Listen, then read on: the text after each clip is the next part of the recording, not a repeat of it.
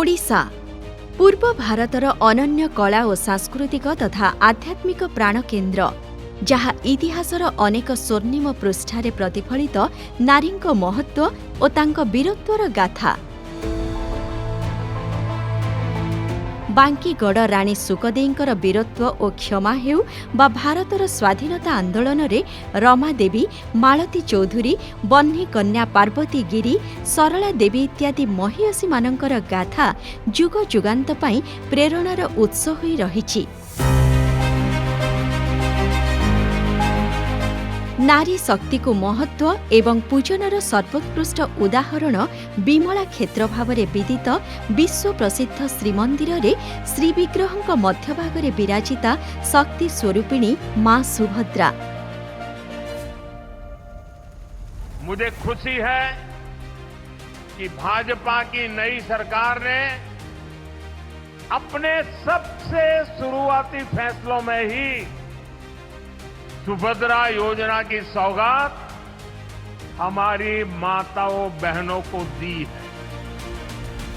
एक सुस्थ और विकसित समाज गठन रे नारीଙ୍କ महत्व को हृदयंगम करी देशर दूरदर्शी प्रधानमंत्री श्री नरेंद्र मोदी बलिष्ठ मार्गदर्शन रे राज्यर लोकप्रिय मुख्यमंत्री श्री मोहन चरण माझी नेतृत्वाधीन राज्य सरकार आरंभ करिथिबा महिला सशक्तिकरणर अभिनव योजना सुभद्रा सारा देश पई होईछि अनुकरणीय। सुभद्रा योजना एक व्यापक अभियान रूप नेबाकु आज जाउछि। किशोरी मानक ठारू आरंभ करी भिन्न भिन्न बयसर महिला माने सशक्त एवं समृद्ध होई परिवार ये व्यवस्था भितर आज सुभद्रा योजना अछि।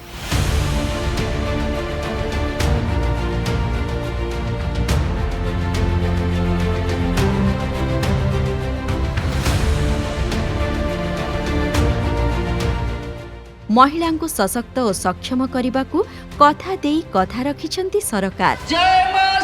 एही क्रम रे 1 कोटी ऊर्ध्व महिला को सुभद्रा योजना रे वर्षक मध्य 2टी किस्ती रे जन पिछा 10,000 टंका हिसाब रे 10,000 कोटी ऊर्ध्व आर्थिक सहायता प्रदान करि सारिछंती।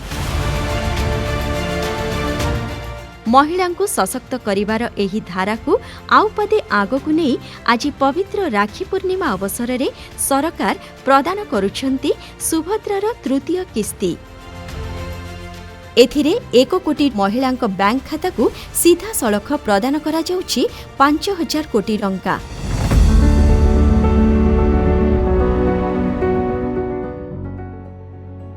ओडिशा को सामग्रिक विकास रे देशर 1 नंबर राज्य रे परिणत करिवार स्वप्न एवं विकसित भारत पाई समृद्ध ओडिशार महान लक्ष्य हासिल पाई प्रतिश्रुतिबद्ध राज्य सरकार महिला को सशक्त और समृद्ध करने को अंगीकृत।